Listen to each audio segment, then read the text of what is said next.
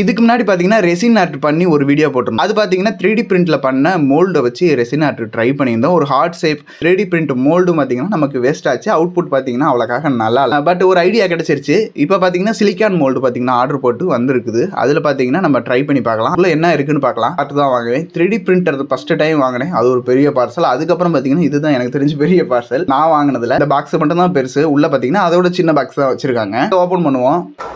இவ்வளோதான் ரெசின் கொடுத்துருக்காங்க. அதுக்கப்புறம் பார்த்தீங்கன்னா இந்த ஏபிசி லெட்டர் பார்த்தீங்கன்னா கொடுத்துருக்காங்க. இதெல்லாம் பார்த்தீங்கன்னா அதில் பார்க்குறதுக்கு ரொம்ப பெரிய சைஸாக இருந்துச்சு. பட் பார்த்தீங்கன்னா ரொம்ப சின்னதாக இருக்குது. அதுக்கப்புறம் சேண்ட் பேப்பர் தண்ணி கப்பு கொடுத்துருக்காங்க. இதுதான் க்ளவுஸு, சிலிக்கான் மெட்டீரியல். இந்த இறகு டைப்பில் ஒரு சிலிக்கான் மெட்டீரியல், ஐஸ் கப் குச்சி கொடுத்துருக்காங்க. அதுக்கப்புறம் இதில் இந்த கலர்லாம் பண்ணி மேட்ச் பண்ணுறதுக்கு கீ செயின்ஸ் தோடுன்னு நினைக்கிறேன். எதுவும் இலை இது என்னன்னு எனக்கு தெரியல.